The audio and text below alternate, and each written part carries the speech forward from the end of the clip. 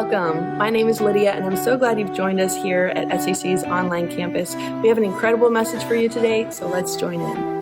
Baptism is it's an incredible day. It's Easter, Christmas, and baptism weekends are my favorite because baptism weekend is that line in the sand moment. It's that moment where we look at the culmination of our life and we realize that I need to make a public declaration that Jesus has done something in me. Maybe I've been in church all my life, or maybe I've been in church 40 minutes, or maybe I've been in church 40 years.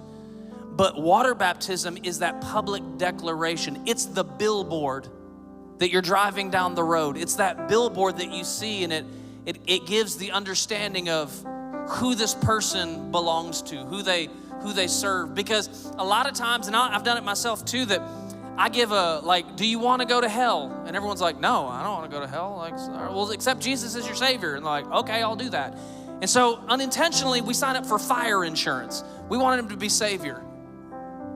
But it's when we submit to him being Lord of our life, that's the moment that our lives begin to be transformed. Because if he is Lord, it means I am surrendering to what he wants, his dreams, his hopes, his ways. Because there can only be one Lord in your life. And baptism is the moment where you make that declaration. Jesus is not only Savior of my life, but he's Lord of my life. Water baptism is a simultaneous death certificate and life certificate.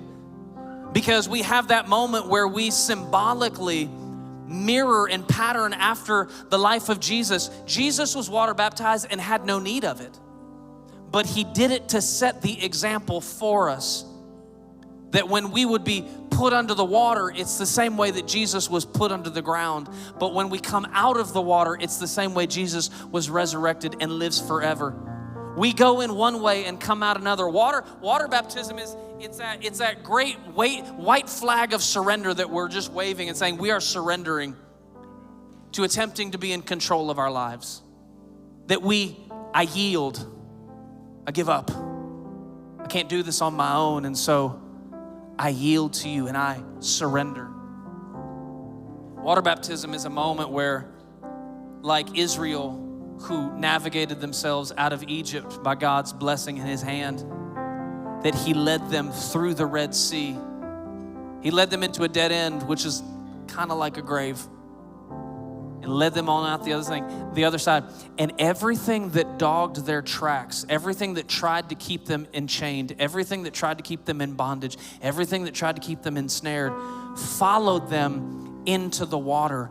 But when they came out, everything that had been following them got washed away. That's water baptism.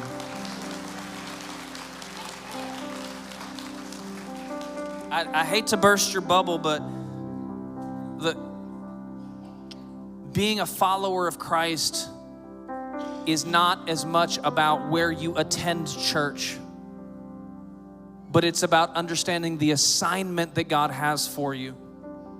You're all called. You're all anointed. You're all gifted to be laborers in the field, to be light in the darkness.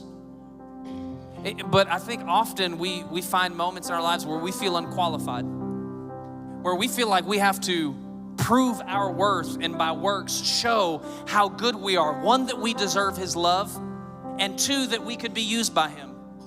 That's what we think we have to do. But let me just correct that for you biblically. Israel was getting ready to take on Jericho. It was the first city in the promised land that God had promised to give them. And Israel sent spies into the land because they wanted to get an assessment of where they were going so they could figure out what they needed to do. Isn't that what we do? We start moving with God and we start immediately trying to assess what I have to do and how I have to figure this out and how I have to navigate this. The spies, they go to Jericho and they encounter a woman named Rahab, and she hides them. And before they go back, this is the conversation that Rahab has with these gentlemen. She said, Joshua 2, 8 through 11, before the spies lay down for the night, Rahab went up on the roof and said to the spies, I know that the Lord has given you this land. I know that the promise and the call on your life is true. And a great fear of you has fallen on us, so that we who all live in this country are melting in fear because of you. We have heard how the Lord dried up the water of the Red Sea for you when you came out of Egypt, and the encounters of how he led you to defeating Sihon and Og, the two kings of the Amorites east of the Jordan, whom you completely destroyed. When we heard of it, our hearts melted with fear, and everyone's courage failed because of you. For the Lord your God is the God in heaven above and on earth below. When you, and I don't care if you're 8, 9 years old, I don't care if you are older than 8 and 9 years old. You have an assignment on your life, and it's not about you figuring out how you can do this and how you can be light in the darkness and how you can be a voice to the voiceless and hope to the hopeless. It's not you figuring out how am I supposed to operate in this. It's that after, like Israel, a baptism moment, the world around you, the world you're going into, hears about what the God that loves you has done for you. And it starts to make all the crooked ways straight in your life so that you can be the voice he's called you to be. So that he can help you write the stories that he's called you to write and help them to navigate in their lives. I'm so excited about this weekend, not because we got a baptism tank, but because there's something about people making that public declaration of Jesus being their Lord. There's something about it where we just, in unity, we understand it's not about the gathering, but it's in his name we participate in the going, where we make a difference in the community and the world around us. So glad you decided to be with us today. At Salem, we are intent on creating community centered on Christ. The best way you can connect in our community is by using the digital Connect card to ask questions or get info on anything happening here at Salem. If we don't see you in person next week, we'll see you right back here on our online campus.